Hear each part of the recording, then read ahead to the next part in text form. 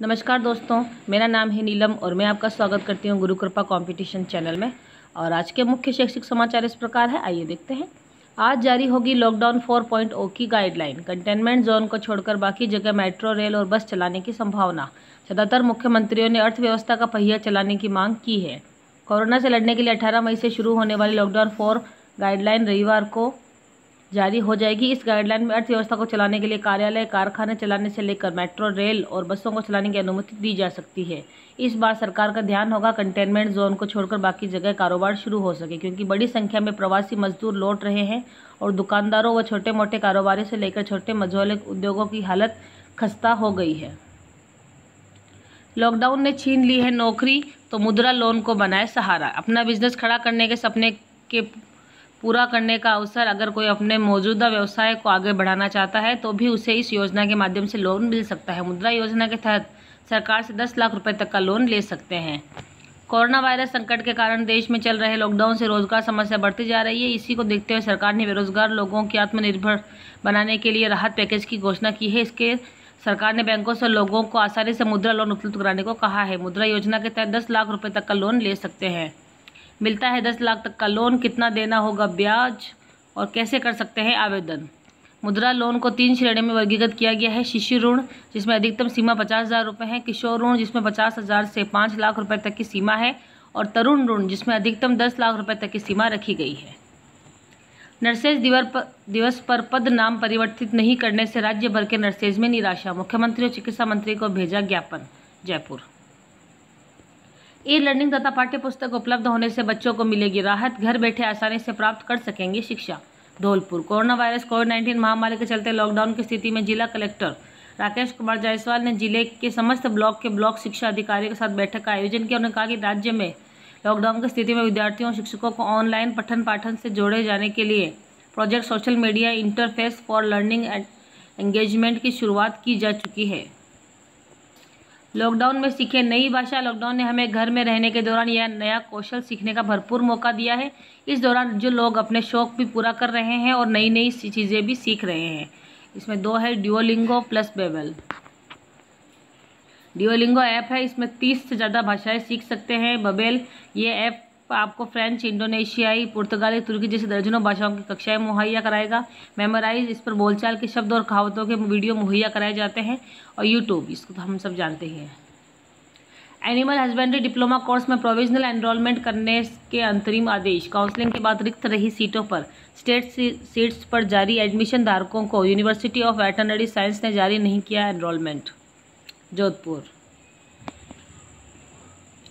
जिले के पंचायत सहायकों को मानदेय भुगतान का रास्ता। झुंझुनू। राज्य भर में ग्राम पंचायतों के पास निजी आय न होने के चलते पंचायत सहायकों के नियमित मानदेय के भुगतान पर संकट की चर्चा चल रही है। 3 साल पहले जिले की 301 ग्राम पंचायतों के पंचायत प्रारंभिक शिक्षा अधिकारियों के सहयोग के लिए 578 पंचायत सहायक नियुक्त किए गए थे। नेक्स्ट है, बीमा कटौतियों के संबंध में दिशा निर्देश जारी। राजसमंद। संयुक्त शासन सचिव वित्त के निर्देशानुसार 1 अप्रैल 2020 से परिवर्तित राज्य बीमा स्लैब दर कोविड-19 महामारी के कारण मार्च माह के वेतन से राज्य बीमा की कटौती आस्थगित किए जाने के कारण मार्च 2020 व आगे के माहों की कटौती के निर्देश दिए गए हैं। यूजीसी नेट के लिए अब आवेदन 31 मई तक। एनटीए ने दूसरी बार बढ़ाई अंतिम तिथि। 15 मई को हो गई थी समाप्ति। राष्ट्रीय परीक्षा एजेंसी एनटीए ने एक बार फिर ऑनलाइन राष्ट्रीय पात्रता परीक्षा यूजीसी नेट की आवेदन तिथि बढ़ा दी है। अब अभ्यर्थी 31 मई तक आवेदन कर सकेंगे। पूर्व में 15 मई अंतिम तिथि थी। मालूम हो कि जूनियर रिसर्च फेलोशिप और असिस्टेंट प्रोफेसर की पात्रता के लिए परीक्षा का आयोजन किया जाता है। एजेंसी के director general doctor Vineet Joshi की ओर से जारी की गई सूचना में बताया गया है कि देश भर में जारी लॉकडाउन के कारण कई अभ्यर्थियों को ऑनलाइन आवेदन करने में परेशानी हो रही थी। परीक्षा ऑन या ऑफलाइन कराने का निर्णय अटका। श्रीगंगानगर। लॉकडाउन की वजह से शिक्षक सत्र गड़बड़ा गया है। इसके स्कूल से लेकर विद्यालय की परीक्षा और नवीन सत्र शुरू होने तक शामिल है। तकनीकी शिक्षा के अंतिम वर्ष की परीक्षा को लेकर गुरुवार को इंजीनियरिंग कॉलेज के प्राचार्य और बोर्ड ऑफ गवर्नेंस के सदस्यों के बीच में मिड टर्म की ऑनलाइन कराई परीक्षा। कोरोना संक्रमण के चलते इंजीनियरिंग कॉलेज बंद होने की वजह से मिड टर्म परीक्षा इस बार ऑनलाइन कराई गई। कमजोर वर्गों के लिए 1.5 दर्जन फ्लैगशिप योजनाओं की घोषणा। जयपुर। नया फीचर, मैसेज फॉरवर्ड करने से पहले व्हाट्सएप देगा वार्निंग। नई Delhi. Popular messaging app WhatsApp पर जल्द ही एक नया फीचर आने वाला है जो कोई भी मैसेज फॉरवर्ड करने से पहले यूजर्स को एक वार्निंग देगा। व्हाट्सएप ने बताया कि कंपनी एक नए कैंपेन को लॉन्च करने जा रही है जिसका नाम है check it before you share it. यह व्हाट्सएप यूजर्स के लिए एक ऐसा तरह का रिमाइंडर होगा कि वह मैसेज में भी दी गई जानकारी की पुष्टि कर ले। अब पेटीएम मनी ऐप से नेशनल पेंशन सिस्टम में निवेश से करे लाखों की टैक्स बचत। पेटीएम मनी ने अपने ऐप पर बहुप्रतीक्षित नेशनल पेंशन सिस्टम की सेवा प्रदान करना शुरू कर दिया है। पेंशन निधि विनियामक और विकास प्राधिकरण से मंजूरी मिलने के बाद पेटीएम मनी यह सेवा प्रदान करने वाला देश का पहला ऑनलाइन प्लेटफॉर्म बन गया है। इससे निवेशकों को काफ़ी लाभ होगा। वे अपने रिटायरमेंट के लिए बचत करने के साथ ही कर संबंधित लाभ प्राप्त करने में भी सक्षम होंगे। पंचायत सहायकों का कार्यकाल बढ़ाने की मांग। भरतपुर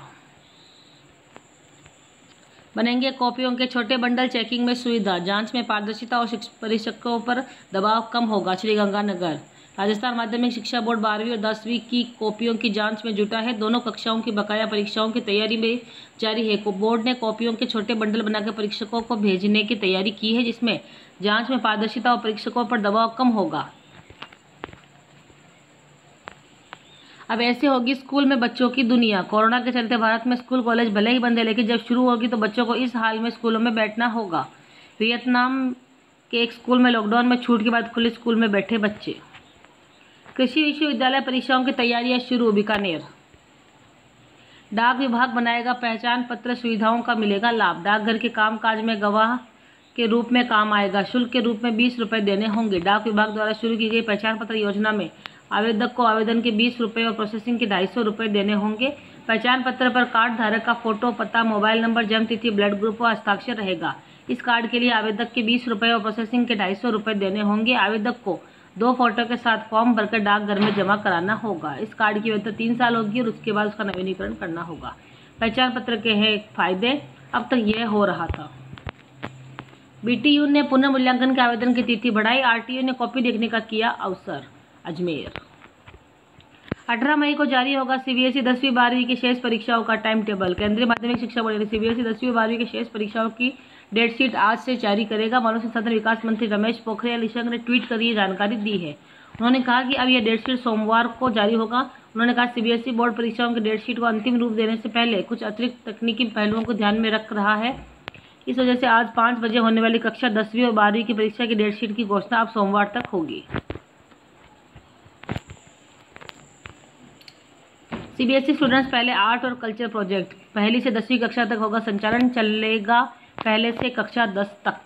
श्रीगंगानगर देश की प्राचीन कला एवं संस्कृति को बढ़ावा देने के लिए सीबीएसई से संबंध स्कूल में कला एवं संस्कृति आधारित प्रोजेक्ट प्रारंभ होगा। 2020-21 में पहली से 10वीं कक्षा तक के प्रोजेक्ट चलेगा। इसके लिए अलग अलग राज्यों के समूह बनाए गए हैं। राज्यों के बनाए समूह।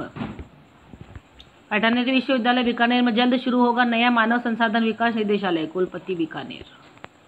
सीटों की जानकारी नहीं देने पर प्राचार्यों से मांगा स्पष्टीकरण। जयपुर राजस्थान हाईकोर्ट ने पीजी मेडिकल कोर्स में 89 अतिरिक्त सीटों को ईडब्ल्यूएस वर्ग में शामिल किए बिना ही पहले राउंड की काउंसलिंग करने पर नीट पीजी बोर्ड के चेयरमैन से शपथ पत्र मांगा है।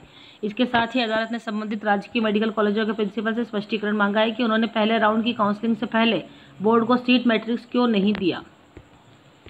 दोस्तों, इसी के साथ आज की शैक्षिक समाचारों की खबरें हम यहीं समाप्त करते हैं। और मैं आपसे रिक्वेस्ट करना चाहती हूँ कि अगर अब तक आपने मेरे चैनल को सब्सक्राइब नहीं किया तो चैनल को सब्सक्राइब कर दे। और अगर आपको मेरा वीडियो पसंद आ रहा है तो इसे लाइक कीजिए, अपने दोस्तों में शेयर कीजिए। और अगर आप कुछ बताना चाहते हैं तो कमेंट बॉक्स का इस्तेमाल कर सकते हैं। और मैं नीलम आपसे अब इस वीडियो में विदा ले रही हूँ। मिलूंगी कल आपसे अन्य शैक्षिक समाचारों के साथ। तब तक गुड बाय, टेक केयर, घर में रहिए, सुरक्षित रहिए।